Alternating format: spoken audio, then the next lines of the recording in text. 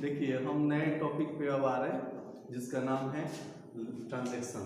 Transaction का मतलब लेन then, मतलब एक हाथ से लो दूसरे हाथ से दो। जैसे हम किसी शॉप पे गए और बोले कि भाई साहब मुझे कॉपी दो, मैंने स्टेशनरी शॉप पे गए हैं तो कॉपी लिया और एक हाथ से कॉपी लिया दूसरे हाथ से उनको पैसे दिया, तो इसी को बोलते हैं लेन देन। इसमें क्या है ट्रांजैक्शन, इसी को बोलेंगे, मतलब जिसमें पैसे का लेन देन हो वही ट्रांजैक्शन की हम एंट्री करते हैं।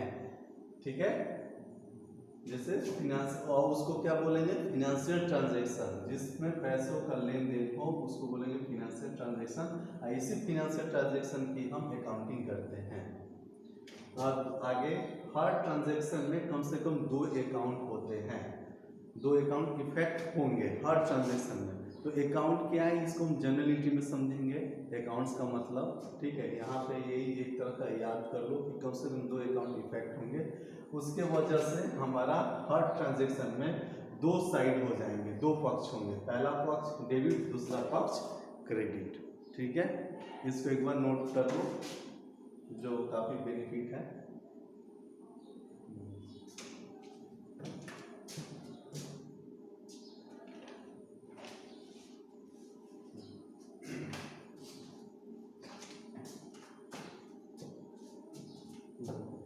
नोटिंग हो गया होगा, फिर अब हम पढ़ेंगे आगे इससे डेबिट क्रेडिट रूल।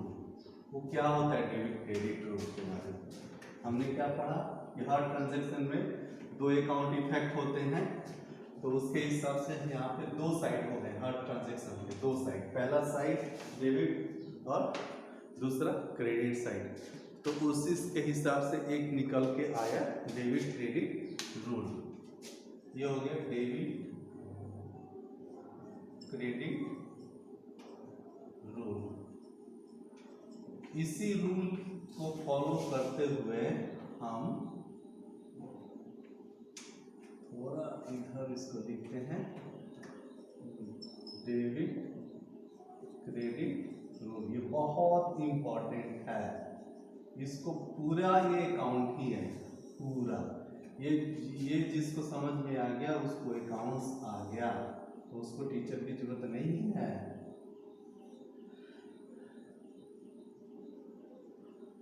इंक्रीज इसको नोट करते चलिए, आप लोग इसे नोट करते चले। नेचर ऑफ अकाउंट की हम डिस्कस करेंगे जर्नल एंट्री करते समय। ठीक है, इससे घबराना नहीं है। नेचर ऑफ अकाउंट में आ गया कैपिटल जो हम लोग पढ़ चुके हैं, फिर हमारा लायबिलिटी हमने पढ़ चुके हैं, इनकम ये हमने नहीं पढ़ा है, इसको हम अभी डिस्कस करेंगे।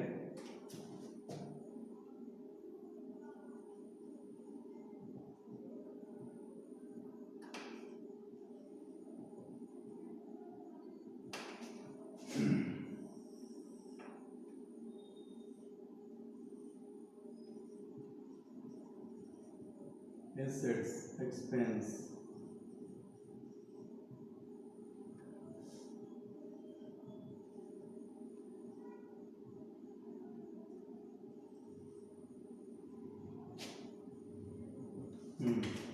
ये हमारा डेबिट क्रेडिट रूल है।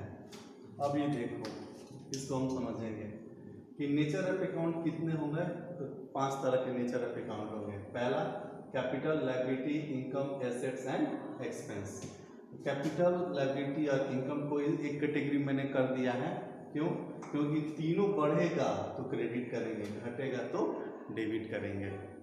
एसेट और एक्सपेंस एक कैटेगरी में मैंने कर दिया है, मतलब क्यों, ये बढ़ेगा तो डेबिट करेंगे, घटेगा तो क्रेडिट करेंगे। कैसे? मतलब किसी भी ट्रांजैक्शन से ये पता चलेगा कि हमारा कैपिटल बढ़ रहा है, मतलब कोई भी ट्रांजैक्शन हो उससे क्या पता चलेगा कि कैपिटल हमारा बढ़ रहा है। जो अकाउंट है उस अकाउंट का नेचर क्या है, कैपिटल। तो ये हमारा बढ़ रहा है, तो बढ़ रहा है तो हम क्या करेंगे, क्रेडिट करेंगे। यदि कैपिटल घट रहा है तो क्या कर देंगे, डेबिट कर देंगे। फिर ट्रांजैक्शन है, तो ट्रांजैक्शन में हमें पता चला कि इसकी जो नेचर है वो लायबिलिटी है। तो लायबिलिटी है तो लायबिलिटी बढ़ रहा है कि घट रहा है ये देखना है। तो बढ़ रहा है तो क्रेडिट करेंगे, घट रहा है तो डेबिट करेंगे। उसी हिसाब से इनकम, उसी हिसाब से एसेट्स बढ़ रहा है तो डेबिट करेंगे, घट रहा है तो क्रेडिट करेंगे। फिर उसी तरह से एक्सपेंस है हमारा। अब आते हैं हम इनकम और एक्सपेंस की बात करना है। तो इनकम अभी ऐसे ही हम समझते हैं कि इनकम हम जिस चीज़ के लिए बिजनेस किए हैं, हमारा जो मकसद क्या है बिजनेस करने का, उसी को हम क्या बोलेंगे, मतलब जिस मकसद के लिए हम बिजनेस किए हैं और वहाँ से जो भी हमारा पैसा आता है, रेवेन्यू का सोर्स, मतलब इसको बोलेंगे रेवेन्यू। इसको हम क्या बोलेंगे, रेवेन्यू, आय का सोर्स, रेवेन्यू,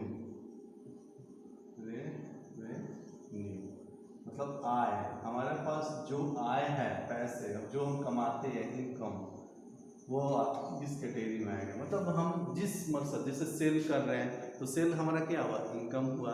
इंटरेस्ट हम बैंक में डिपॉजिट किए, फिक्स डिपॉजिट पैसे, तो उससे इंटरेस्ट आ रहा है तो वो हमारा क्या हुआ, इनकम हुआ।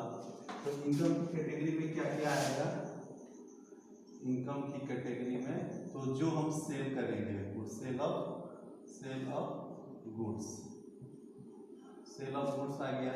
इंटरेस्ट रिसीव्ड हो गया, इंटरेस्ट रिसीव्ड। मतलब इसका क्या मतलब हुआ कि बिजनेस का हमारा जो मकसद है प्रॉफिट कमाने के लिए, प्रॉफिट कमाने के लिए हम जो एक्टिविटी करते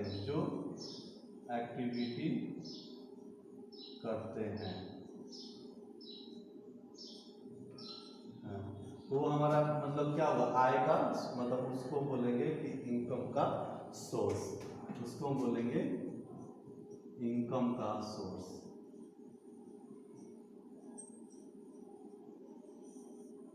ठीक है, इनकम का वो क्या हो जाएगा, हमारा सोर्स हो जाएगा।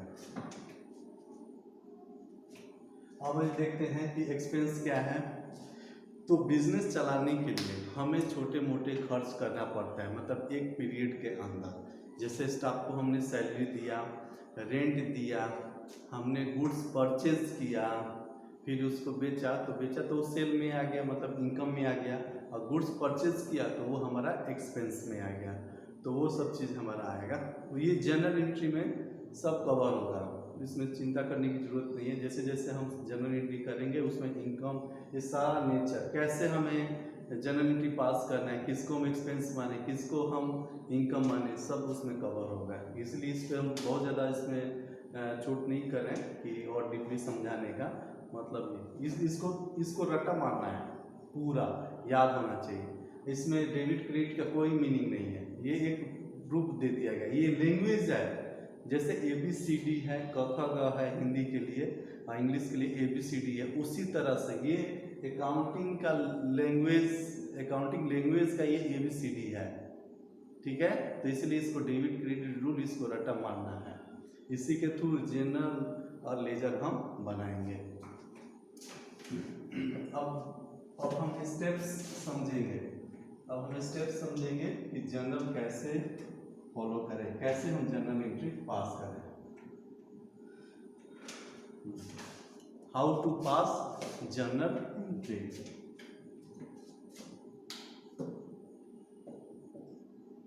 How to pass general entry.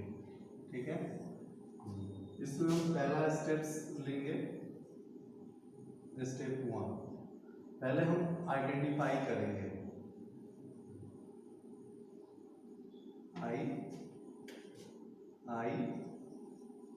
Identify number of account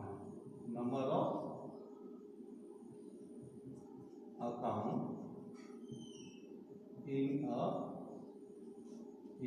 transaction. एक ट्रांजैक्शन में कितने अकाउंट है, ये हमें आइडेंटिफाई करना है, ये हमें पहचानना है। ये सबसे पहला कैटेगरी हो गया। इस फॉर एग्जांपल के लिए मैंने रेंट पे किया, रेंट,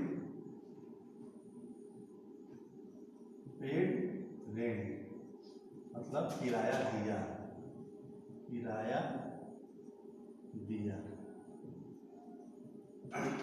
अभी देखो इस ट्रांजेक्शन में हमें पहचाना है कि कितने अकाउंट हैं, तो हमने किराया दिया,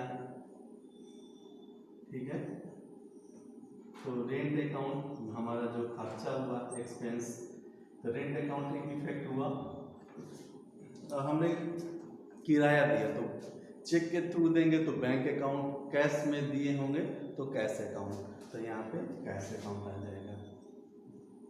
मतलब इस ट्रांजेक्शन में रेंट पेड मतलब एक ट्रांजेक्शन हुआ जिसमें दो अकाउंट इफेक्ट हुआ, एक तो हमारा खर्चा हुआ एक्सपेंस, और ये हमारा क्या हुआ कैश अकाउंट, क्योंकि कैश पे किया है ना हमने, इसीलिए कैश अकाउंट।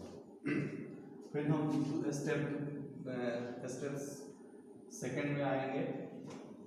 तो स्टेप सेकंड में क्या होगा कि हमें नेचर ऑफ अकाउंट के बारे में पता करना है। मतलब स्टेप सेकंड क्या कहता है कि nature of step second, identify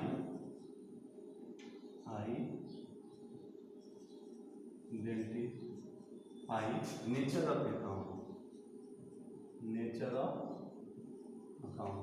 हम अकाउंट की नेचर के बारे में जानेंगे कि कौन से अकाउंट का क्या नेचर है। तो रेंट अकाउंट और एक कैश अकाउंट। तो रेंट हमारा क्या हुआ, मतलब एक्सपेंस है ना, मान लो हम किसी दुकान का किराया दे रहे हैं, या मान लो ये क्लासरूम है तो क्लासरूम का हम किराया दे रहे हैं, तो हमारा खर्चा हो गया, एक्सपेंस है वो, पर मंथ हम देंगे, ठीक है, तो ये हमारा एक्सपेंस हो गया। इसका नेचर क्या हुआ, हमारा खर्चा मतलब एक्सपेंस। और दूसरा हमारा कौन सा है, कैश अकाउंट। तो कैश अकाउंट क्या है, ये असेट्स है हमारा, तो इसको बोलेंगे एसेट्स।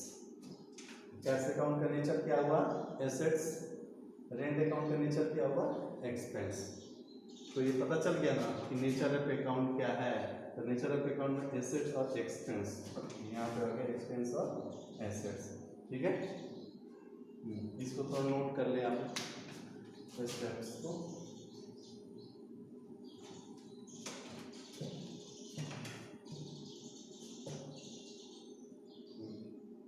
अब फिर हम नेक्स्ट स्टेप्स पे आगे बढ़ते हैं, स्टेप 3 पे आते हैं, ठीक है। स्टेप 2 मैं एज इट छोड़ दे रहा हूँ, इसके बाद में जाएंगे स्टेप 3 पे आते हैं।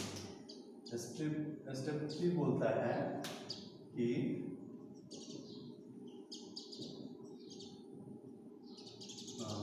ये बोलता है कि विच अकाउंट, मैंने कौन सा जो अकाउंट है कि कौन सा अकाउंट फाइंड आउट करना है, हमें पता लगाना है, हमें फाइंड आउट करना है, find out which account, which account मतलब कौन सा अकाउंट मतलब डिक्रीज हो रहा है या बढ़ रहा है, विच अकाउंट डिक्रीज और इंक्रीज, ठीक है। विच अकाउंट डिक्रीज और इंक्रीज। अब ये देखो रेंट जो हमारा खर्चा है, जैसे रेंट और कैश अकाउंट, ये रेंट अकाउंट और यहाँ पे कैश अकाउंट। तो रेंट हमारा क्या है, एक्सपेंस है, कैश हमारा क्या है, असेट्स है। अब यहाँ पे ये पता करना कि कौन सा, ये दो अकाउंट है तो कौन इसमें बढ़ रहा है कौन घट रहा है। तो मेरे हिसाब से एक्सपेंस यहाँ पे बढ़ रहा है, मतलब इंक्रीज हो रहा है एक्सपेंस, क्योंकि खर्चा हमारा बढ़ गया क्योंकि हमें पैसा देना पड़ा। और ये हमारा कैश घट रहा है क्योंकि कैश हमारे जेब से चला गया, तो ये हमारा घट रहा है। एसेट्स घट रहा है मतलब डिक्रीज,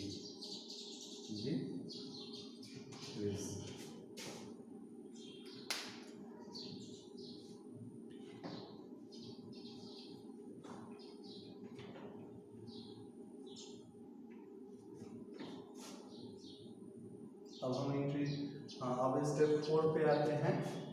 ये स्टेप 4 हमारा क्या कहता है, ये जितने स्टेप्स हैं हर ट्रांजैक्शन में हर जगह इसका यूज करेंगे। एक भी ट्रांजैक्शन पास करेंगे तो हमें ऐसे ही सोचते हुए चलना है। ये जनरल एंट्री में क्लियर हो जाएगा। मैं जनरल एंट्री में इसी स्टेप बाइज स्टेप आप लोग को जनरल एंट्री कराऊंगा, तो इसमें घबराने की जरूरत नहीं है। हाँ, इसको नोट कर ले और उसको याद कर ले, रट्टा मार ले, समझ ले, ठीक है। बाकी में जनरल एंट्री में सब चीज़ क्लियर हो जाएगा। ये डेबिट क्रेडिट रूल पूरा होल अकाउंट है, ये होल अकाउंट है, इसके आगे कोई अकाउंटिंग नहीं है। हमें जिंदगी भर डेबिट और क्रेडिट ही करना है, ठीक है। इसलिए ये रूल बहुत इंपॉर्टेंट है। अब स्टेप 4 में हम क्या पहचानेंगे कि कौन से अकाउंट को हम डेबिट करें और कौन से अकाउंट को, तो as per debit credit rule, ठीक है। हाँ, as per debit credit rule हम क्या करेंगे, डेबिट क्रेडिट रूल के अनुसार हम डेबिट और क्रेडिट करेंगे अकाउंट। हाँ, जो अकाउंट है हमारा शॉर्टकट में ऐसे ही अकाउंट लिखेंगे हम। अकाउंट विल बी डेबिटेड या क्रेडिटेड, डेबिट क्रेडिट के हिसाब से। तो इस हिसाब से क्या हुआ, रेंट हमारा इंक्रीज हो रहा है, मतलब बढ़ रहा है, जो कि एक्सपेंस है। तो रेंट हमारा क्या है, नेचर एक्सपेंस है जो कि बढ़ रहा है, तो क्या करेंगे, डेबिट करेंगे। तो रेंट को हम क्या कर देंगे, डेबिट। तो रेंट हमारा हो जाएगा डेबिट। और कैश एसेट्स है जो कि घट रहा है, तो हम क्या करेंगे, क्रेडिट। तो एसेट्स जो कि घट रहा है और इसको हम क्या कर देंगे, क्रेडिट। ये हो गया हमारा स्टेप्स 4। अब स्टेप्स 5 पे आते हैं। साथ के साथ नोट करते चलिए आप लोग। अब स्टेप्स 5 पे आते हैं। तो स्टेप 5 में हम क्या करेंगे, जनरल एंट्री हम पास कर देंगे। स्टेप 5 में पास जनरल एंट्रीज। तो कैसे, तो जनरल एंट्री का ये फॉर्मेट है। यहाँ पे डेट लिख देंगे, जिस डेट को हम जनरल एंट्री पास करेंगे। उसके बाद यहाँ पे हम पर्टिकुलर्स लिखते हैं, पर्टिकुलर्स। उसके बाद से यहाँ पे डेबिट अमाउंट लिखेंगे, अमाउंट, और क्रेडिट अमाउंट लिखेंगे, ठीक है। और स्टेप 4 को देखेंगे। तो स्टेप 4 में क्या है कि रेंट को हमने डेबिट करना है और एसेट्स को हम क्रेडिट करना है। तो उस हिसाब से हम क्या करेंगे, तो डेबिट बॉक्स को ऊपर रखते हैं। यहाँ पे डेबिट साइड हमारा क्या ऊपर आएगा, तो रेंट अकाउंट डेबिट लिखेंगे। और यहाँ पे मान लो 5000 रेंट दिए हैं तो 5000 अमाउंट लिख देंगे। और क्रेडिट करना है एसेट्स को, तो यहाँ पे क्रेडिट को 2 से संबोधित करते हैं, 2 से लिखते हैं, टू कैश। एसेट्स नहीं, यहाँ पे कैश हुआ ना, कैश अकाउंट को हम क्या करेंगे, क्रेडिट करेंगे। तो टू कैश अकाउंट, क्योंकि क्रेडिट क्यों किए, क्योंकि कैश काउंट हो रहा है। और क्रेडिट अमाउंट यहाँ पे लिखेंगे, ठीक है। और ये दोनों बराबर होना चाहिए, मतलब डेबिट साइड का अमाउंट और क्रेडिट साइड का अमाउंट दोनों बराबर होना चाहिए, जिसमें कोई गड़बड़ नहीं होनी चाहिए। ये हमारा क्या हो गया, डेबिट पक्ष, डेबिट साइड, और ये हमारा हो गया क्रेडिट साइड, ठीक है। ये हमारा जर्नल एंट्री है, ये हमारा जर्नल एंट्री। मतलब आज की क्लास यहाँ तक ही हम रखते हैं। अब तक जितने भी पढ़ाया गया है अकाउंटिंग के बेसिक्स में, सबको आपको कवर करना है। डेबिट क्रेडिट रूल याद रखना है, और फिर हमें और जनरल एंट्री कैसे पास करना है, इसके सारे स्टेप्स याद रखने हैं, ठीक है। फिर नेक्स्ट क्लास में हम जनरल एंट्री कैसे पास करेंगे, कितनी कैटेगरी के मतलब जनरल एंट्री होते हैं, हम सब पे डिस्कस करेंगे। इसको नोट कर लें, और फिर मिलते हैं नेक्स्ट क्लास में। अब अभी बाय, आप लोगों को और अच्छे से पढ़ें, मेहनत करें। यदि कोई कन्फ्यूजन हो तो कमेंट करें, ठीक है, ताकि हम और बेहतर आप लोगों को गाइड कर सके, समझा सके। और 11th के बच्चे जो अभी 10th पास किए वो भी अब लग जाए पढ़ाई पे, ठीक है। ये वेट मत करें कि लॉकडाउन टूटेगा तो हम पढ़ने शुरू करेंगे। बुक परचेज कर लें, क्योंकि मार्केट 10 बजे तक 11 बजे तक ओपन हो रहा है अपने गार्जियन से चाहे कहीं से। मैं यही चाहूँगा कि आप लोग इंग्लिश मीडियम का बुक लें, हिंदी मीडियम का नहीं, ठीक है, क्योंकि अकाउंट्स इंग्लिश में ही पढ़ने में मज़ा आता है। हिंदी आएगा तो फिर वो खिचड़ी पक जाती है। बाकी सब्जेक्ट जो है हिंदी और इंग्लिश दोनों में हम कवर करेंगे। इकोनॉमिक्स हो गया हिंदी में भी और इंग्लिश में भी, बिजनेस स्टडी है इंग्लिश और हिंदी, और एक है इंटरप्रेन्योरशिप, उसको भी हम कवर करेंगे इंग्लिश हिंदी दोनों में, ठीक है। अब तक के लिए इतना ही, बाय बाय। और अच्छे से रहिए घर पे और पढ़ाई कीजिए, खूब मेहनत कीजिए, खूब बिंदास मजे से, ठीक है। अब देखो पढ़ाई में इंटरेस्ट लो, मज़ा आना चाहिए। जब आदमी पढ़ाई में मज़ा आता है ना तो खूब आदमी को मन करता है कि खूब पढ़े। तो थोड़ा सा स्टार्टिंग में दिक्कत होती है, बाकी पढ़ाई करें, बिंदास रहें। चलिए अब तक बाय।